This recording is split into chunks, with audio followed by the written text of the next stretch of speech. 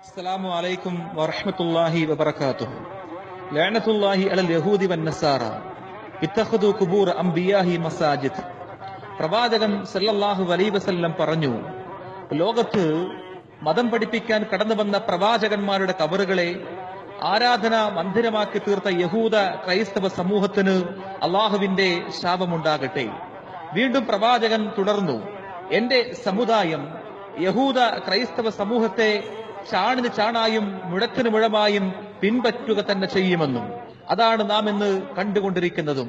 തലപ്പാവുധാരികൾ ഊരും പേരും അറിയാത്ത കബറുകളെ കെട്ടിപ്പൊക്കി കബറിൽ കിടക്കുന്ന ശൈഖന്മാരും തങ്ങന്മാരും എന്ത് ചോദിച്ചാലും നൽകുമെന്ന മൂഢമായ ശിർക്കൻ വിശ്വാസം. വിശുദ്ധ ഖുർആൻ ശിർക്കെന്ന് പ്രഖ്യാപിച്ച ഇത്തരം അന്ധവിശ്വാസങ്ങളിലേക്കാണ് അവർ ഈ സമൂഹത്തെ ക്ഷണിച്ചുകൊണ്ടിരിക്കുന്നത്.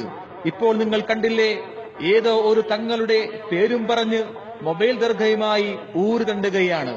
ഇനി ദർഗകളിലേക്ക് ആരും പോകേണ്ടതില്ല, ദർഗ വീടിന്റെ വരാന്തയിലേക്ക് എത്തും.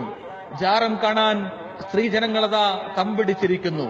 ഈ തങ്ങളുടെ കാവൽ ഞങ്ങൾക്ക് നൽകണേ അല്ലാ എന്ന് മൈക്കിലൂടെ വിളിച്ചു പറയപ്പെടുന്നു. ആരാണ് ഈ വിശ്വാസം നിങ്ങളെ പഠിപ്പിച്ചത്? ഒരു ചാണിന് മുകളിൽ കെട്ടിയുയർത്തപ്പെട്ട കബറുകളെ തട്ടിനിരപ്പാക്കണമെന്ന് പഠിപ്പിച്ച പ്രവാചകന്റെ അനുയായികൾ ജാറപൂജകരായിരുന്നില്ല. ഒരു കബറുകളും അവർ കെട്ടിയുയർത്തിയിട്ടുമില്ല. ഇറാനിൽ നിന്ന് കേരളത്തിലേക്ക് കുടിയേറിയ ഷിയായിസം പിന്നീട് സൂഫിസമായി, പിന്നീടത് ഖബർ വ്യവസായമായി. ഇതിന് ഇസ്ലാമുമായി ഒരു ബന്ധവുമില്ല. ഇത് ആത്മീയ ചൂഷണമാണ്. മൺമറഞ്ഞു പോയ മഹാന്മാർക്കെന്ന് മാത്രമല്ല, ഒരു പ്രവാചകന്മാർക്ക് പോലും ഒരാൾക്കും ഒരു കാവലും നൽകാൻ സാധ്യവുമല്ല. മരണപ്പെട്ടുപോയവർ കേൾക്കില്ല. മഹാനായ പ്രവാചകം സല്ലല്ലാഹു